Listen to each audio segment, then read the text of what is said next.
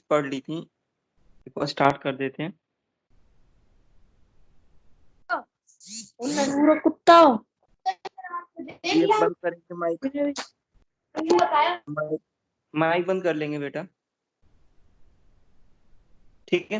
Last class में बेटा हम लोगों ने जो स्टडी किया था, लिविंग वर्ड, जो लिविंग ऑर्गेनिजम्स होते हैं और नॉन लिविंग ऑर्गेनिजम्स होते हैं, उनकी क्या कैरेक्टरिस्टिक्स होती है, क्या डिफाइनिंग फीचर होते हैं लिविंग के, वो सब हमने डिस्कस कर लिया था वाला पार्ट सारा। हम लोगों ने टेक्सोनॉमी और सिस्टमैटिक्स की डेफिनेशन देख ली थी। टेक्सोनॉमी में INC, identification, nomenclature and classification, और सिस्टमैटिक्स में एक चीज और आती है। सिस्टमैटिक्स में INC के साथ साथ इवोल्यूशनरी रिलेशनशिप, इवोल्यूशनरी रिलेशनशिप को भी स्टडी करते हैं हम। इवोल्यूशनरी रिलेशनशिप का एक नाम बताया था मैंने, किसी को याद है? Phylogenetic, genetic relation. हाँ, फाइलोजेनेटिक रिलेशनशिप ये बताया था मैंने, ठीक है। ये सब हमने डिस्कस कर लिया था। उसके बाद हम लोगों ने बायनोमियल नॉमेनक्लेचर पढ़ा था। बायनोमियल नॉमेनक्लेचर भाई प्रपोज लाइनस ने किया था, ठीक है। ये सब हमने पढ़ लिया था, उनकी बुक का नाम क्या था, ये सब हमने पढ़ लिया था। बायनोमियल नॉमेनक्लेचर हमने स्टडी किया था। तो अगर हम बात करें बायनोमियल नॉमेनक्लेचर की, तो कार्ल लाइनस ने दिया था, पता है हमें, लाइनस ने दिया था हमें, कार्ल लाइनस ने प्रपोज किया था ये। उन्होंने प्लांट्स के लिए यूज किया था अपनी बुक स्पीशीज प्लांटम, प्लांट्स के लिए यूज किया था स्पीशीज प्लांटेरम में, ये प्लांट्स के लिए यूज किया था। और एनिमल्स के लिए जब यूज किया था उन्होंने, उनकी बुक का नाम था सिस्टमा नेचुरा। एक्शन किसका ऑन है माइक बेटा?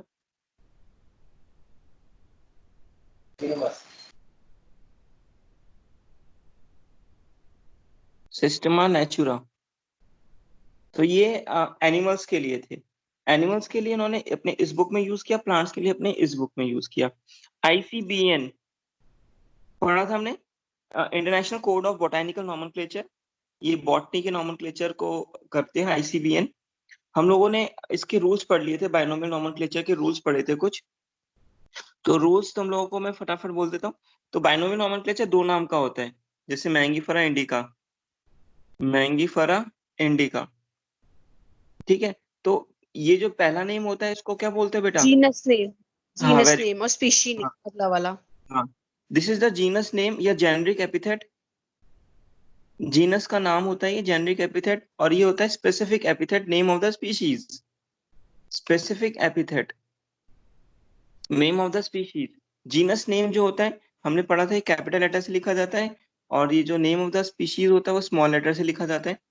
इनको अगर हैंड रिटन है तो अंडरलाइन किया जाता है, और अगर प्रिंटेड है तो कैसे, इटैलिक्स में लिखा जाता है, to show its Latin origin, to show its Latin origin, ठीक है। हम लोग इनको लैटिन को हम मोस्टली यूज करते हैं लैंग्वेज को, because these are the dead languages, ये हमने पढ़ा था।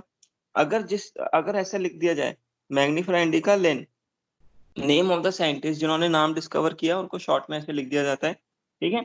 हम लोगों ने देखा था जो टॉटोनिम्स थे, टॉटोनिम्स बॉटनी में वैलिड नहीं होते हैं, वैलिड नहीं होते हैं, लेकिन जूलॉजी में वैलिड होते हैं, जूलॉजी में वैलिड होते हैं। जैसे हमने एग्जाम्पल देखा था बेटा, और रैटस रैटस, रैटस रैटस, तो रैटस रैटस में देखें, this is the generic name, this is the species name, दोनों नेम सेम है, तो ऐसा उसको बोलते हैं टॉटोनिम। और ये टॉटोनिम कहाँ वैलिड होते हैं? ये टॉटोनिम होते हैं वैलिड ICZN में। ICZN मतलब international code of zoological nomenclature. ICBN क्या था? बॉटेनिकल, और ICZN क्या होता है? जूलॉजिकल नॉमेनक्लेचर में ये वैलिड होते हैं। तो हम लोगों ने ये सारे रूल्स को हमने पढ़ लिया था लास्ट क्लास में, ठीक है। तो आज हम यहाँ पे जो डिस्कस करेंगे, वो डिस्कस करने जा रहे हैं ट्राइनोमियल नॉमेनक्लेचर, ट्राइनोमियल नॉमेनक्लेचर,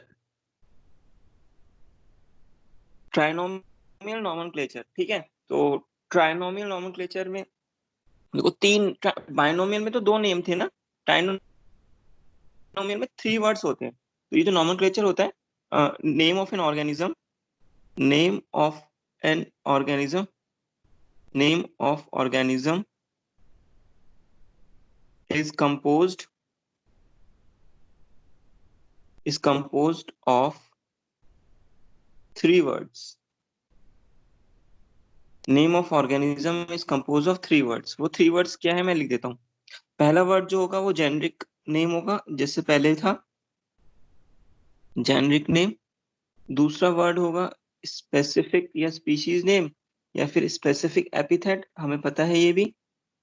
और जो तीसरा नेम होगा ना, तीसरा नेम होगा सब स्पेसिफिक एपिथेट। सब स्पेसिफिक या सब स्पीशीज नेम भी बोलते हैं इसको, सब स्पीशीज नेम या नेम ऑफ वैरायटी। सब स्पीशीज मतलब name of variety.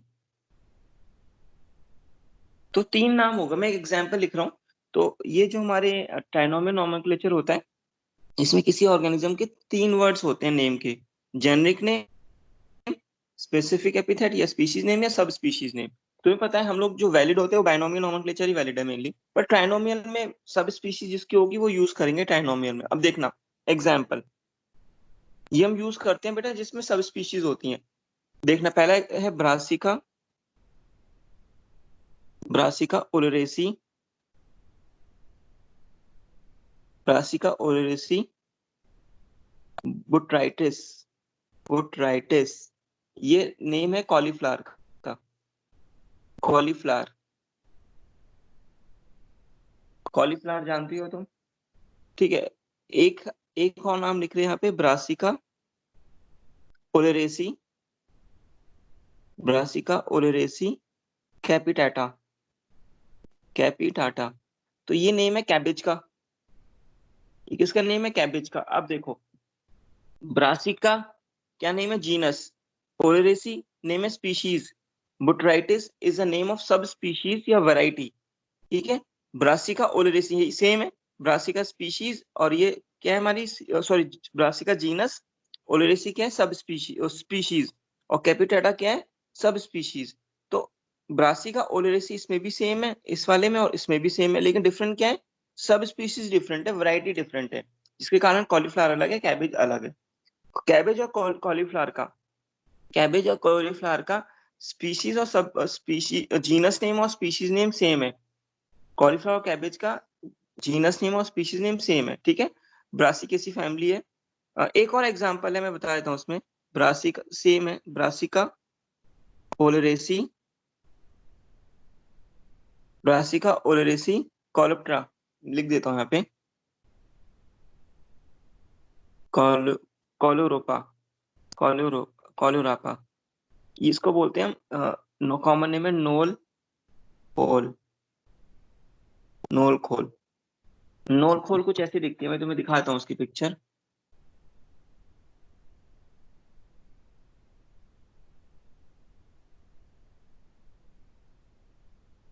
Known, wild cabbage है ये नोल खोल, कुछ ऐसी दिखती है नोल खोल। ये कुछ इस टाइप से, कुछ इस टाइप से दिखती है नोल खोल, ठीक है। इसको वाइल्ड कैबेज भी बोलते हैं। नोल खोल को हम क्या बोलते हैं? Wild cabbage. सबको पिक्चर दिख रही है क्या इसकी? Yes sir. Okay. Yes sir. इसको हम वाइल्ड कैबेज भी बोलते हैं बेटा, वाइल्ड कैबेज। ये एक्चुअली क्या है? नोल खोल कॉमन नेम है इसका। कैबेज तो हम जानते हैं, कॉलीफ्लावर तो हम जानते हैं, उसकी पिक्चर तो क्या दिखाएंगे, वो तो सबको देखी है सबने, ठीक है। तो बेटा ये है हमारा 3 नेम है यहाँ पे, 3 नेम मैंने यहाँ लिख दिए हैं। ब्रासिका ओलेरेसी, ब्रासिका ओलेरेसी, तीनों में सेम है। तीनों में जीनस नेम और स्पीशीज नेम सेम है, लेकिन डिफरेंट क्या है बेटा? सब स्पीशीज नेम या वैरायटी नेम। बोट्राइटिस कॉलीफ्लावर का, कैपिटाटा कैबेज का और कॉलोरापा नोल खोल का। नोल खोल क्या होती है? वाइल्ड कैबेज, ठीक है। ये हम लोगों ने इसकी पिक्चर भी देख ली है। तो ट्राइनोमियल नोमेनक्लेचर में डिफरेंस, अगर तुमसे पूछे कि ट्राइनोमियल और बाइनोमियल में क्या डिफरेंस है, बस एक सब स्पेसिफिक नेम डिफरेंट अलग आ जाता है। सब स्पेसिफिक नेम या नेम ऑफ वैरायटी अलग आ जाता है, जो इसमें दिखा रहा है, शो कर रहा है, ठीक है। तो अगर मैं बात करूं, दिस इज जेनरिक एपिथेट या जेनरिक नेम, जीनस नेम है ये। This is specific epithet, this is specific epithet, this is सब स्पेसिफिक या नेम ऑफ वैरायटी बोल सकते हैं इसको, ठीक है। ये हमने पढ़ लिया। तो ये हमारा नॉमेनक्लेचर खत्म होता है। नेक्स्ट हम लोगों ने नॉमेनक्लेचर पूरा कंप्लीट कर लिया है। नेक्स्ट जो पढ़ने जा रहे हैं क्लासिफिकेशन। नेक्स्ट जो पढ़ने जा रहे हैं डेट इज क्लासिफिकेशन। ठीक है, क्लासिफिकेशन। क्लासिफिकेशन अब तुम लोगों को मैंने इसकी तुम देख रहा हूँ, मैं डेफिनेशन लिखता हूँ। तो बायोलॉजिकल क्लासिफिकेशन होता क्या है उसको देखते हैं। बायोलॉजिकल क्लासिफिकेशन होता क्या है उसको देखना है हम लोगों को। ठीक है, अब देखो, सपोज करो एक रिसर्चर है भाई। ठीक है, एक रिसर्चर है, इसको एक ना प्लांट दिखाए, एक प्लांट दिखाए, और ये प्लांट अब तक किसी ने क्लासिफाई नहीं किया, मतलब एक नया ही प्लांट दिखा इसे, कभी किसी ने देखा नहीं। तो अब क्या करेगा ये, अब ये इस प्लांट को क्लासिफाई, देखो पहले तो आइडेंटिफाई करेगा। आइडेंटिफाई कर लिया कि भाई ये प्लांट अभी किसी ग्रुप में नहीं रखा गया है, इसके बारे में कोई जानता नहीं है। फिर इसका वो क्या करेगा, नॉमेनक्लेचर करेगा। आई एन एन आ गया, नॉमेनक्लेचर। नॉमेनक्लेचर भी कर लेगा, नाम दे देगा से। नाम देने के बाद जब ये नाम, तो क्लासिफाई करेगा बेटा। क्लासिफाई क्या होता है, क्लासिफाई करेगा कि सब देखेगा भाई इसमें अगर फूल आ रहे हैं, इस प्लांट में फ्लावर्स आ रहे हैं, तो ये समझ जाएगा कि एंजियोस्पर्म है ये क्या है, एंजियोस्पर्म, क्योंकि एंजियोस्पर्म में फ्लावर बनाते हैं। फिर देखेगा कि डाइकॉट है या मोनोकॉट है, डाइकॉट है मोनोकॉट। अगर सपोज करो ये मोनोकॉट है, तो एंजियोस्पर्म में किसे प्लेस कर देगा, ये मोनोकॉट में। तो बायोलॉजिकल क्लासिफिकेशन होता क्या है, डेफिनेशन होती है the art of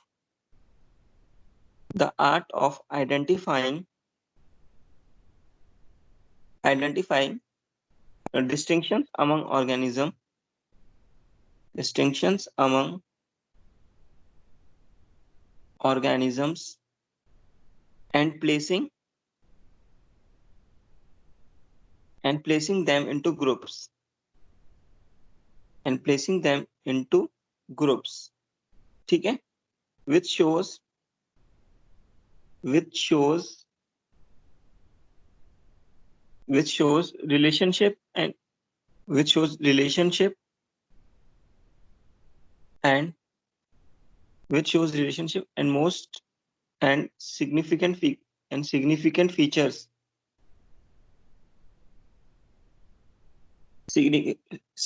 which shows relationship and significant features। ठीक है, विद द सेम ग्रुप। अब ये लिखने की जरूरत नहीं है। तो ये क्या होता है, बायोलॉजिकल क्लासिफिकेशन किसी ऑर्गेनिज्म को आइडेंटिफाई कर कर उसको एक किसी ग्रुप में डाल देना। भाई एंजियोस्पर्म में किसी ग्रुप में डाल देना, वही बायोलॉजिकल क्लासिफिकेशन है। ठीक है, तो बायोलॉजिकल क्लासिफिकेशन बहुत आसान है। उसको हमने आइडेंटिफाई कर लिया, नॉमेनक्लेचर कर लिया। उसके बाद उस ऑर्गेनिज्म को, अगर प्लांट है एनिमल है कुछ भी हो सकता है, उसको आइडेंटिफाई कर कर उसके रिस्पेक्टिव ग्रुप में डाल देना। दिस इज बायोलॉजिकल क्लासिफिकेशन, यही बायोलॉजिकल क्लासिफिकेशन है। तो इंपॉर्टेंट क्या है यहाँ पर, इंपॉर्टेंट जो है बेटा बायोलॉजिकल क्लासिफिकेशन का टाइप्स इंपॉर्टेंट है। तो मैं लिख देता हूँ टाइप्स ऑफ बायोलॉजिकल क्लासिफिकेशन।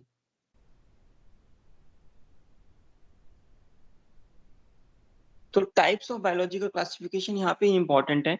तो हम लोगों को यहाँ पे 4 टाइप के पढ़ना है बायोलॉजिकल क्लासिफिकेशन। तो पहला टाइप है प्रैक्टिकल क्लासिफिकेशन। Practical classification. दूसरा टाइप है आर्टिफिशियल क्लासिफिकेशन। Artificial classification. तीसरा टाइप है नेचुरल क्लासिफिकेशन। Natural classification. और चौथा टाइप जो हम लोगों को पढ़ना है, चौथा टाइप है न्यूमेरिकल क्लासिफिकेशन। न्यूमेरिकल क्लासिफिकेशन, इसको हम फेनेटिक्स भी बोलते हैं, इंपॉर्टेंट है। इसको हम फेनेटिक्स भी बोलते हैं। ठीक है, तो 4 टाइप के क्लासिफिकेशन पढ़ने हैं हमें। तो बायोलॉजिकल क्लासिफिकेशन कितने टाइप का होता है, बायोलॉजिकल क्लासिफिकेशन 4 टाइप का होता है, practical, artificial, natural and numerical. ठीक है, तो हम सबसे पहले यहाँ पर जो पढ़ने जाएंगे पढ़ेंगे प्रैक्टिकल क्लासिफिकेशन। तो हेडिंग डालते हैं, जो हमें पढ़ना है सबसे पहले, that is the practical classification. देखो प्रैक्टिकल क्लासिफिकेशन, अब सुनना इसके बारे में। ये सबसे ओल्डेस्ट टाइप ऑफ क्लासिफिकेशन है। ओल्डेस्ट मतलब सबसे अर्लीस्ट, अर्लीस्ट सबसे पहले ये यूज होता था, earliest type of classification system, सबसे पुराना है, सबसे पहले यूज करते थे। ठीक है, तो इस क्लासिफिकेशन में हम क्या करते थे, प्लांट्स को क्लासिफाई करते थे on the basis of economic importance. तो मैं लिख देता हूँ, प्लांट्स आर क्लासिफाइड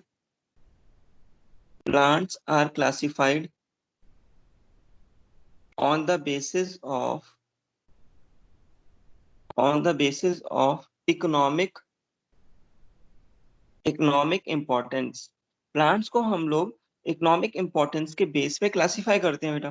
तो plants are classified on the basis of economic importance. For example, तो कोई एग्जांपल मैं तुम्हें कोट करता हूँ, जैसे for example oil yielding plants, ऐसे प्लांट्स जिनसे हमें ऑयल मिलता है, ठीक है। जैसे हम लोगों को कोकोनट ऑयल मिलता है, कोकोनट हो गया, ठीक है, सोयाबीन हो गया। तो भाई हम लोगों ने देखा जिन प्लांट से हमें ऑयल मिलता है, तो हमने उनको किस ग्रुप में लगा दिया, ऑयल यील्डिंग प्लांट्स में, ठीक है। हमने देखा फाइबर यील्डिंग प्लांट्स भी होते हैं, हम लोगों ने देखा जिन प्लांट से फाइबर मिलता है उनको हमने फाइबर यील्डिंग में लगा दिया, जैसे जूट, कॉटन।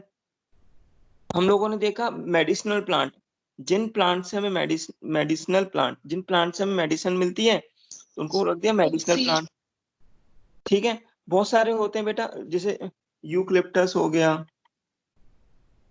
यूकलिप्टस सफेदा जिसको बोलते हो, ऑसिमम हो गया, ठीक है, ऑसिमम हो गया। तो बहुत सारे मेडिसिनल प्लांट हैं, ठीक है। नीम हो गया, बिल्कुल सही, एजार्डिन, बहुत सारे होते हैं, ठीक है। तो प्रैक्टिकल क्लासिफिकेशन क्या बोलता है? प्रैक्टिकल क्लासिफिकेशन बोलता है कि प्लांट्स को क्लासिफाई कर दो उनके इकोनॉमिक इंपॉर्टेंस के बेस पे। जिनसे ऑयल मिलता है उनको अलग रख दो, जिनसे मेडिसिन मिलती है उनको अलग रख दो, जिनसे फाइबर मिलता है उनको अलग रख दो, जिनसे फूड मिलता है उनको अलग रख दो। तो बेस्ड ऑन प्रैक्टिकल क्लासिफिकेशन अलग अलग क्लासिफाई कर लिया। अब मुझे बताओ, क्या ये मेथड सही है प्रैक्टिकल क्लासिफिकेशन का?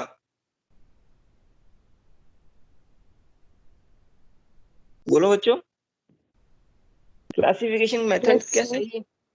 और इसमें दिक्कत क्या है, देखते हैं। देखो इसमें दिक्कत है, अब जैसे एक मैं तुम्हें एग्जांपल देता हूँ, कोकोनट है, कोकोनट कोकोनट एक ऐसा प्लांट है जिससे हमें ऑयल भी मिलता है, जिससे हमें फाइबर भी मिल जाता है, ठीक है। अब मुझे बताओ, अगर हम कोकोनट को देखें तो कोकोनट तो दो ग्रुप में आ जाएगा, ऑयल में भी रखना पड़ेगा, फाइबर में भी रखना पड़ेगा। तो सेम प्लांट को अलग अलग ग्रुप में डालना पड़ रहा है, तो क्लासिफाई तो हुआ ही नहीं ना। क्लासिफाई तो वो होता है कि जो एक प्लांट को एक स्पेसिफिक ग्रुप में डालें। तो इस वाले में दिक्कत क्या थी, मैं यहाँ लिख देता हूँ, दिक्कत है, नोट डाल के लिख देते हैं। जो दिक्कत है, इन this classification in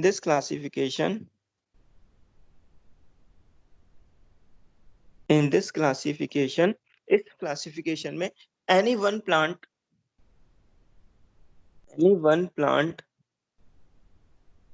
can be a member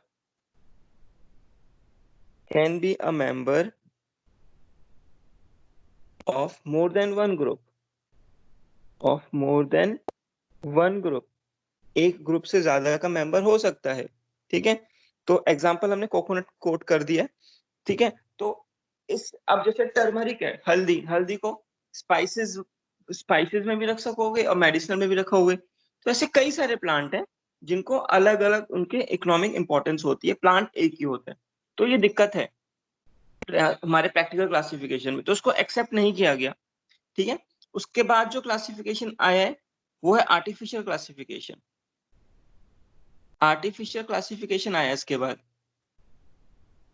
तो ये जो आर्टिफिशियल क्लासिफिकेशन है, अब ये क्या बोलता है सुनना।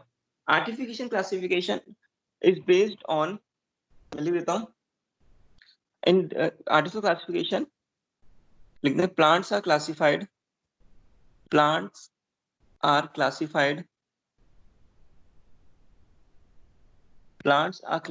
on the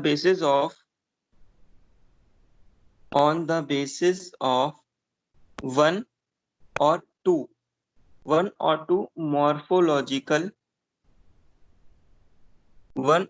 morphological characters, ठीक है। मैं लिख देता हूँ यहाँ पे एक नोट डाल, that is overall morphology is not considered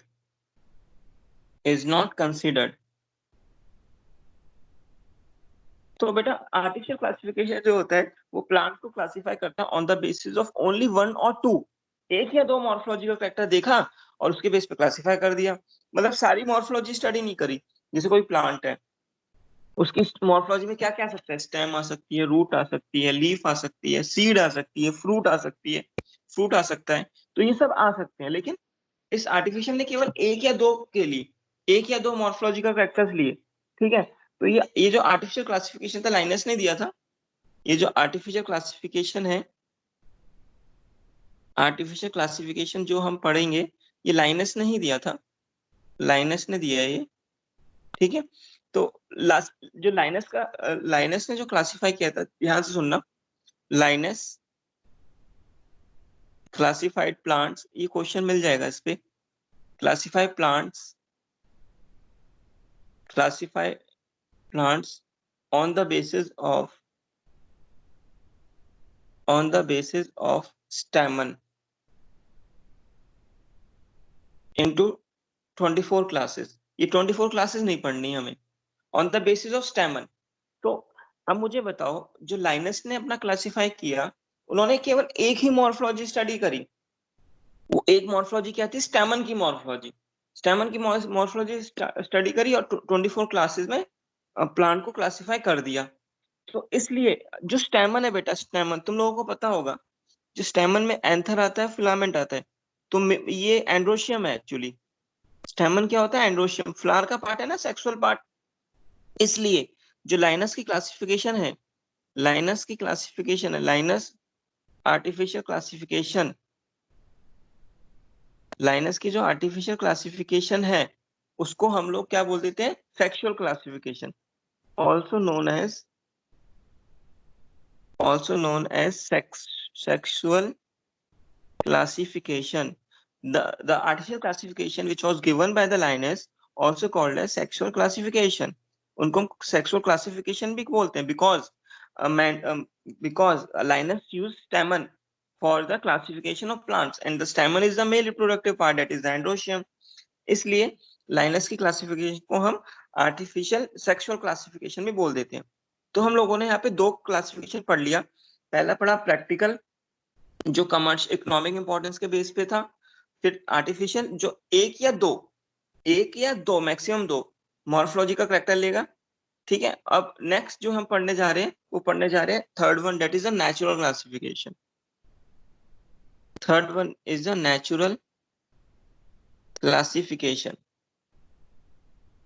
तो नेचुरल क्लासिफिकेशन क्या होता है, सुनो। इस क्लासिफिकेशन में हम लोग ओवरऑल मॉर्फोलॉजी को कंसीडर कर लेते हैं, लिख देता हूं। Plants are classified, plants are classified on the basis of their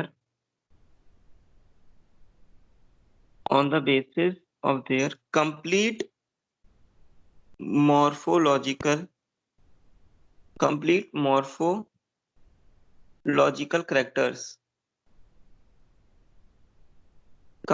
morphological characters, ठीक है। पूरा का पूरा, भाई आर्टिफिशियल ने तो कितना एक या दो मॉर्फोलॉजी ली थी, लेकिन नेचुरल क्लासिफिकेशन जो प्लांट को क्लासिफाई करता है पूरे की पूरी मॉर्फोलॉजी को कंसीडर करता है।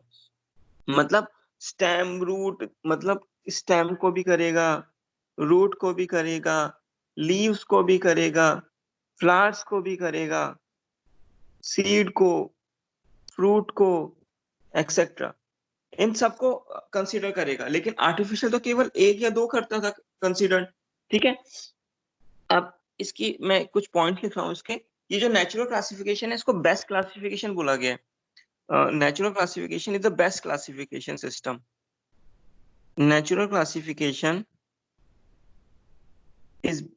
is the best classification।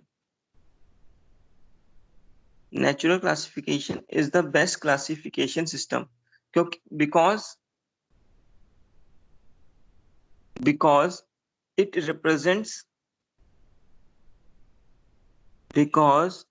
represents the natural similarities,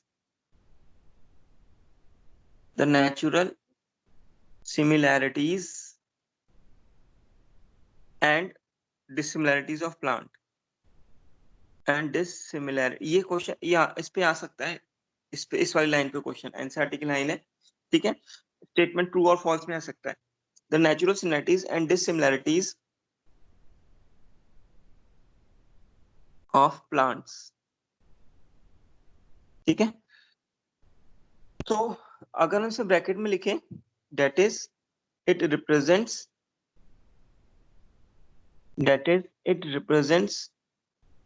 inter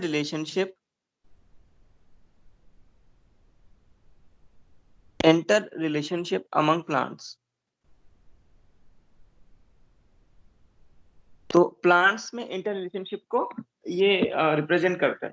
तो नेचुरल क्लासिफिकेशन हम लोगों ने पढ़ लिया।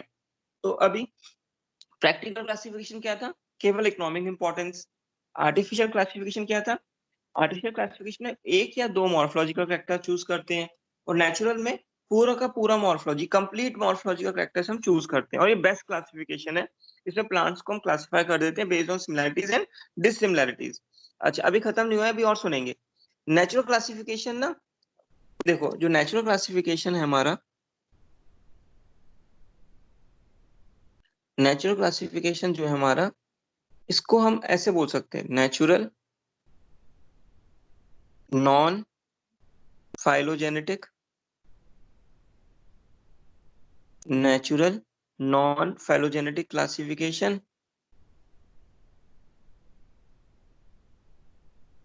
और एक बोल सकते हैं नेचुरल फाइलोजेनेटिक क्लासिफिकेशन। अब नाम बोल रहा है बेटा, नेचुरल नॉन फाइलोजेनेटिक और नेचुरल फाइलोजेनेटिक। तुम लोगों को मैंने फाइलोजेनेटिक का मतलब बताया था। फाइलोजेनेटिक का मतलब होता है इवोल्यूशनरी रिलेशनशिप। एक ऐसा नेचुरल क्लासिफिकेशन जिसमें हम इवोल्यूशनरी रिलेशनशिप को कंसीडर नहीं करें, तो वो नेचुरल नॉन फाइलोजेनेटिक हो गया। एक ऐसा नेचुरल क्लासिफिकेशन जिसमें हम इवोल्यूशनरी रिलेशनशिप को कंसीडर करें, तो वो क्या हो गया? Natural phylogenetic. ठीक है, तो मैं लिख देता हूं यहाँ पे, evolutionary relationship is not considered, evolutionary relationship is not considered, is not considered। ठीक है, इसमें evolutionary relationship को हमने कंसीडर नहीं किया है, ठीक है, ये ध्यान रखेंगे, ठीक है। केवल और केवल मॉर्फोलॉजी कंसीडर की गई है, इसमें evolutionary relationship को कंसीडर किया है, both morphology and evolutionary relationship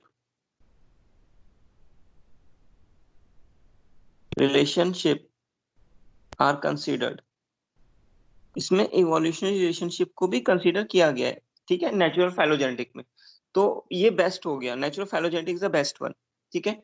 okay, अब आगे बढ़ते हैं। अगर कुछ मैं यहाँ पे ना नॉलेज बॉक्स बना लेता हूँ। नॉलेज बॉक्स क्या है? नॉलेज बॉक्स देखना, कुछ पॉइंट है, जैसे एक साइंटिस्ट है लेमार्क, हमने सुना होगा लेमार्क के बारे में। लेमार्क लेमार्क ने टर्म फाइलोजेनी किसने दी थी? लेमार्क ने प्रपोज टर्म फाइलोजेनी। तो टर्म दी थी बेटा, वो लेमार्क ने दी थी। तो एक चार्ल्स डार्विन, इनके बारे में भी सबने सुना होगा, बाकी 12th में और पढ़ोगे डिटेल में इनके बारे में। चार्ल्स डार्विन ने एक्सप्लेनेशन और एक बुक पब्लिश करी थी फाइलोजेनी के ऊपर, ठीक है। Give Charles Darwin gives detail explanation of phylogeny, explanation of phylogeny in his book origin of species, in his book origin of species। इसके बारे में 12th में पढ़ोगे तुम, ठीक है, जूलॉजी में पढ़ोगे 12th में, ओरिजिन ऑफ स्पीशीज, ठीक है, 1859 में आई थी, ये भी तुम 12th में पढ़ोगे, 1859 में आई थी बुक। ओके, अगर मैं तुमसे बोलूं ना कि जो प्लांट किंगडम है, जो प्लांट किंगडम है, प्लांट किंगडम की फाइलोजेनी कैसे है, मतलब प्लांट किंगडम की इवोल्यूशनरी रिलेशनशिप कैसे होती है, तो देखो कुछ ऐसे होती है। सबसे पहले है थैलोफाइटा, थैलोफाइटा, जिसमें एल्गी वगैरह आ जाते हैं। उसके बाद आए ब्रायोफाइटा, उसके बाद आए टेरिडोफाइटा, टेरिडोफाइटा के बाद आए जिम्नोस्पर्म्स, जिम्नोस्पर्म्स, और जिम्नोस्पर्म्स के बाद जो मोस्ट एडवांस प्लांट है वो कौन से हैं? एंजियोस्पर्म्स। तो लेटेस्ट जो मोस्ट एडवांस है वो एंजियोस्पर्म्स। तो ये बेटा फाइलोजेनी है किसकी? प्लांट किंगडम की। तो सबसे पहले एल्गी आई, थैलोफाइटा, ब्रायोफाइट, टाइडो, जिम्नो और एंजियो। तो ये फाइलोजेनी बनाई है हमने प्लांट किंगडम की। ठीक है, ठीक है। एक और एक और लिखना है नोट में ही, जो हमारी नेचुरल फाइलोजेनेटिक क्लासिफिकेशन है, नेचुरल फाइलोजेनेटिक क्लासिफिकेशन, जिसमें हम लोग मॉर्फोलॉजी को भी कंसीडर करते हैं और इवोल्यूशनरी रिलेशनशिप को भी कंसीडर करते हैं। तो नेचुरल फाइलोजेनेटिक क्लासिफिकेशन को हम also known as cladistic classification, also known as cladistic classification, उसको क्लैडिस्टिक भी बोला गया है। तो ये थोड़ा नोट का पॉइंट है, इसको देख लेंगे। तो बेटा 3 टाइप की क्लासिफिकेशन हम लोगों ने यहाँ पे पढ़ ली है। हम लोगों ने कौन कौन सी क्लासिफिकेशन पढ़ ली है? नेचुरल, ठीक है, आर्टिफिशियल एंड प्रैक्टिकल। तो प्रैक्टिकल क्लासिफिकेशन में केवल इकोनॉमिक इंपॉर्टेंस को यूज करते हैं। दिक्कत होती है कि एक ही प्लांट 2 ग्रुप में आ जाता है, ठीक है, जैसे कोकोनट फाइबर भी देगा और ऑयल भी देगा। आर्टिफिशियल क्लासिफिकेशन जो लाइनेस ने दी थी उसमें केवल 1 या 2 मॉर्फोलॉजी को कंसीडर करते हैं, ठीक है। और लाइनेस ने स्टैमन को चूज किया था क्लासिफिकेशन के लिए, इसलिए उसको सेक्सुअल क्लासिफिकेशन भी बोला गया है। जो नेचुरल क्लासिफिकेशन है वो ओवरऑल मॉर्फोलॉजी को कंसीडर करती है, ठीक है। बेस्ट होता है क्लासिफिकेशन, 2 टाइप का होता है, नॉन फैलोजेनेटिक और फैलोजेनेटिक।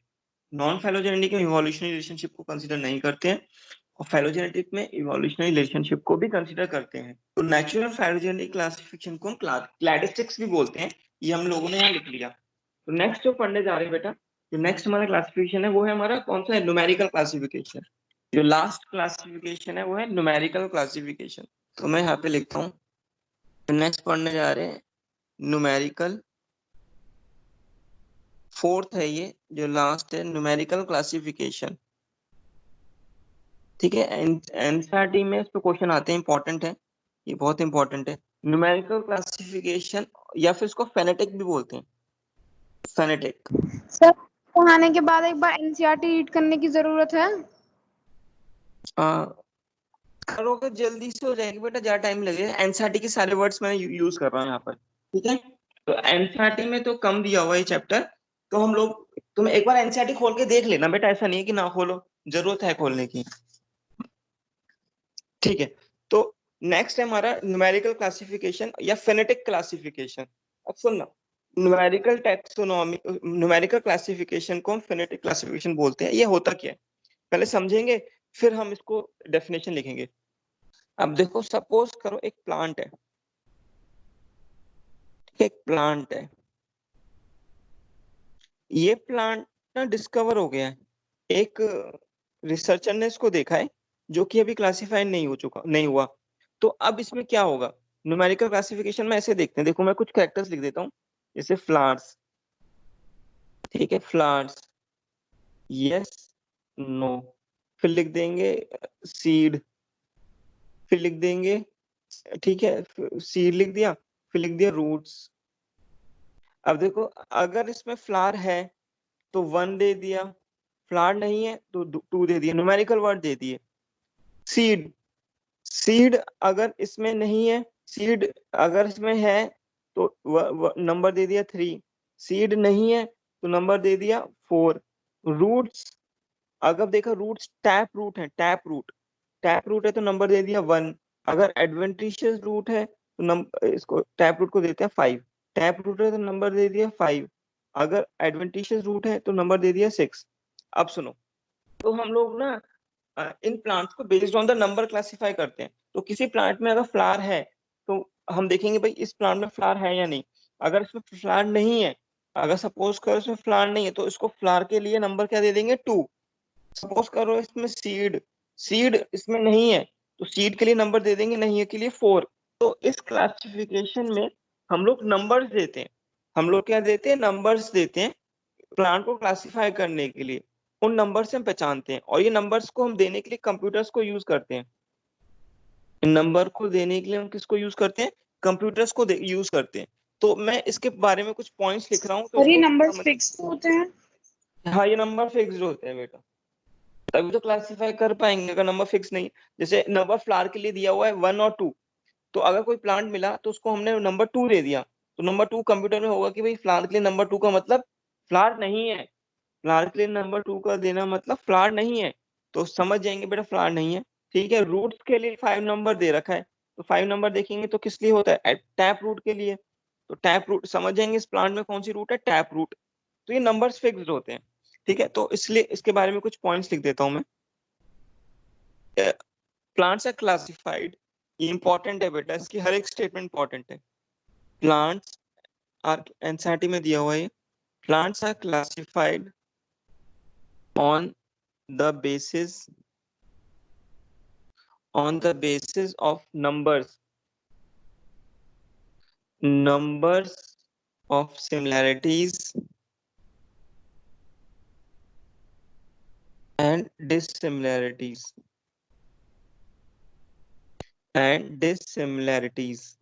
ठीक है भाई। पहला, दूसरा point, in this classification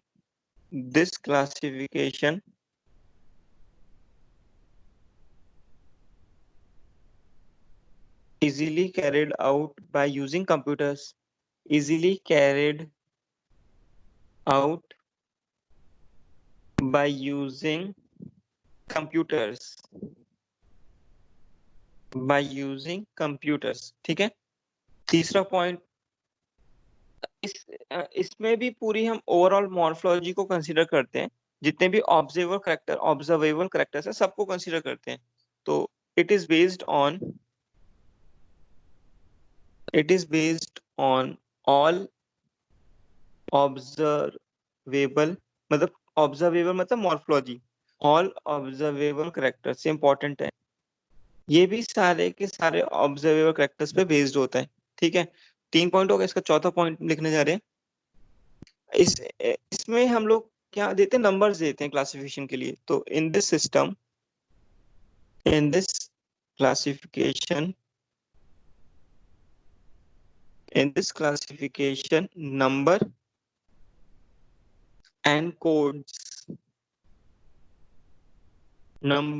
codes are assigned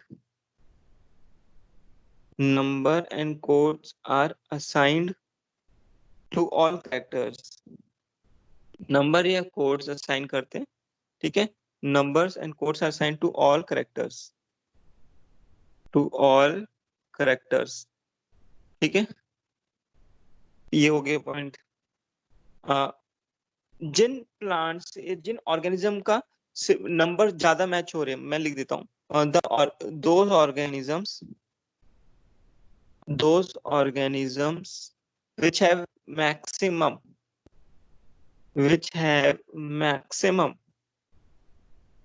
similarities are placed in same group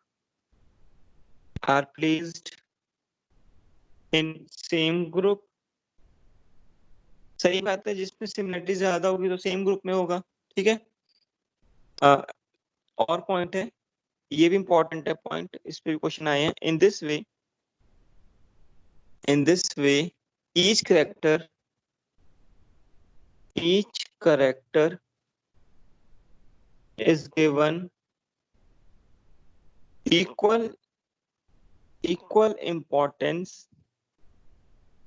Each character is given equal importance and at the same time, इस पे क्वेश्चन आया हुआ है स्टेटमेंट पे, and at the same time, NCERT की line है, and at the same time hundreds of characters can be studied. Hundreds of characters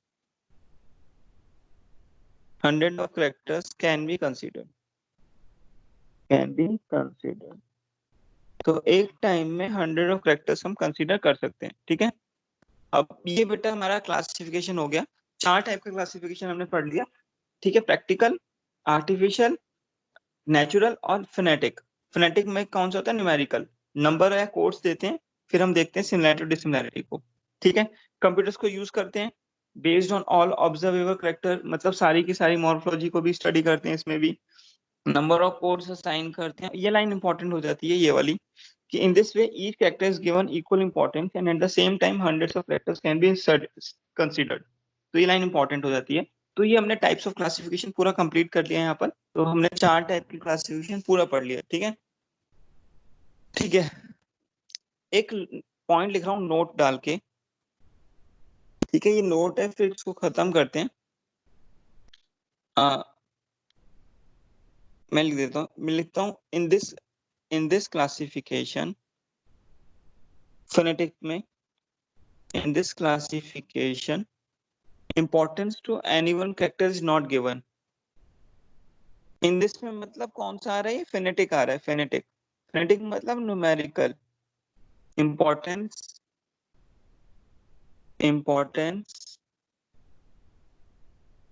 to any character, importance to any character is not given, is not given। ठीक है, और सारे character की same importance है। while in natural classification, while in natural classification, while in natural classification, reproductive मतलब flower वाले, flower reproductive part है ना प्लांट का। Reproductive characters have more, reproductive characters more importance have more importance have more importance than vegetative,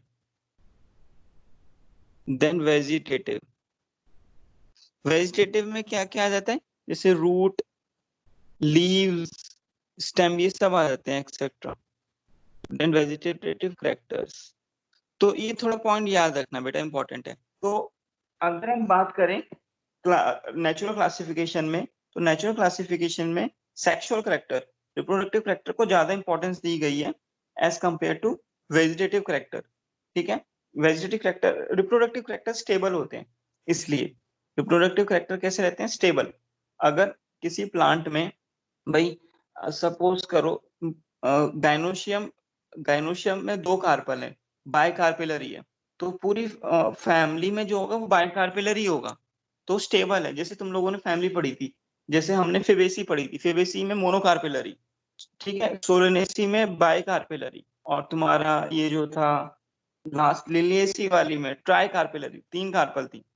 तो ये जो reproductive characters होते हैं ना, स्टेबल होते हैं, इसलिए तो नेचुरल क्लासिफिकेशन में रिप्रोडक्टिव कैरेक्टर्स को ज्यादा मान्यता, ज्यादा इंपॉर्टेंस दी गई है in comparison to the vegetative character. तो हमारा ये क्लासिफिकेशन सिस्टम हमने पूरा पढ़ लिया। 4 टाइप के क्लासिफिकेशन पढ़े, जो इंपॉर्टेंट चीजें थी मैंने तुम्हें बता दी हैं। तो किसी को कुछ पूछना है इस क्लासिफिकेशन में तो पूछ सकते हैं मुझसे।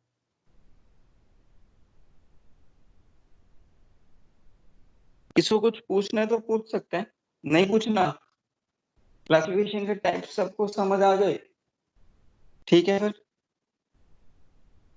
जो हमारा नेक्स्ट टॉपिक जो हम पढ़ेंगे बेटा, वो है हमारा taxonomic categories. Taxonomic taxonomic categories, ये हमारा नेक्स्ट टॉपिक है जो हमें पढ़ना है। टैक्सोनॉमिक कैटेगरीज हमें पढ़ना है। तो 7 मेन टैक्सोनॉमिक कैटेगरी होती हैं, तो तुम लोगों को मैं बता देता हूँ, फिर इसको हम डिटेल में कल पढ़ेंगे। तो ऐसे होते हैं कुछ, ऐसे लिख देते हैं: species, genus, family, order, class, phylum या फिर डिवीजन। अगर एनिमल्स हैं तो फाइलम, प्लांट्स हैं तो डिवीजन, और फिर ऊपर किंगडम। यहाँ पे जगह नहीं है मेरे पे, तो मैं इसको थोड़ा रब कर देता हूँ।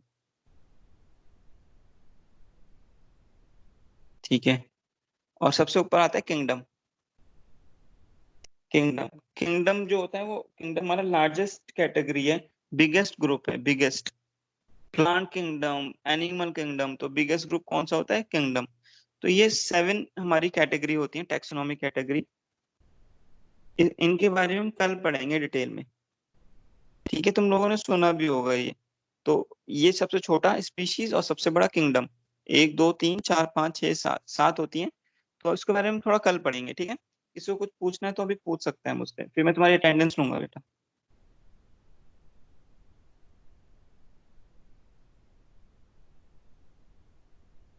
किसी को कुछ पूछना है तो पूछ सकता है, फिर अटेंडेंस होगी तुम लोगों की। किसी को कोई डाउट बेटा पूछे, किसी स्टूडेंट को कोई डाउट है पूछ सकता है बेटा। एक्चुअली सुबह क्लास में कितने बच्चे थे केमिस्ट्री में? 58 सर। 50। ओके, ठीक है। तुम लोगों को मार्क्स सब सब्जेक्ट के मिल गए? जूलॉजी के, केमिस्ट्री, फिजिक्स सबके मिल गए? तो जूलॉजी के नहीं मिले। जूलॉजी के नहीं मिले? तो सर से बोलना सर, जूलॉजी के मार्क्स नहीं मिले। सर हमने बोला था सर, पर सर ने जवाब ही नहीं दिया। तो कोई Yes, क्लास sir. में बोलना, अभी क्लास होगी फिर क्लास में पूछ लेना सर को, बता देंगे सर, ऐसा नहीं है। Okay sir. ठीक है ना, क्लास में पूछ लेना। सर क्या पढ़ा रहे हैं जूलॉजी में अभी? ब्रीथिंग वाला चैप्टर चल रहा है, खत्म होने वाली ब्रीथिंग। ब्रीथिंग वाला बोल, डायरेक्शन वाला तो हो गया ना? Yes sir. ओके ओके ठीक है बेटा, बस अब तुम्हारी अटेंडेंस लेंगे बेटा, 1 मिनट और देना।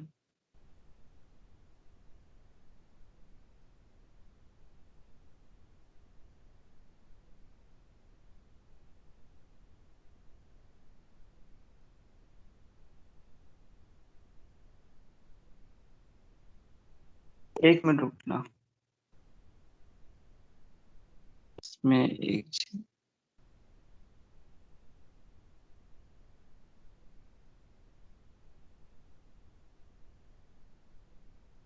बेटा एक मिनट टाइम देना मुझे।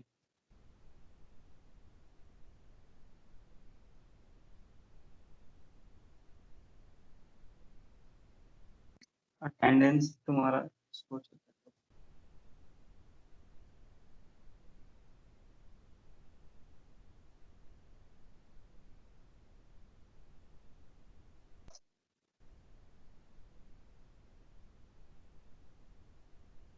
इसके बाद कौन सी क्लास होती है? जूलॉजी की होती है बेटा? Sir physics. सर फिजिक्स की होती है, उसके बाद जूलॉजी। अच्छा ठीक है, तो तुम्हारी अटेंडेंस दे रहा हूँ बेटा, फिर तुम्हें फ्री कर देता हूँ अटेंडेंस।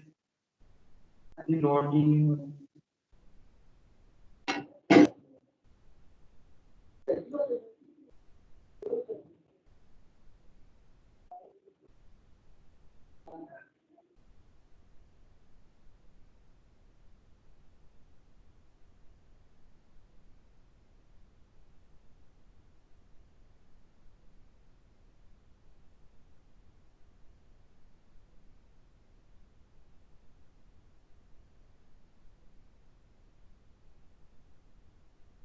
तो कोई नहीं बेटा, तुम क्लास लीव कर लो, अटेंडेंस नहीं हो पा रही है, कोई नहीं, कल मिलते हैं तुम लोगों से। थैंक यू सो मच बेटा।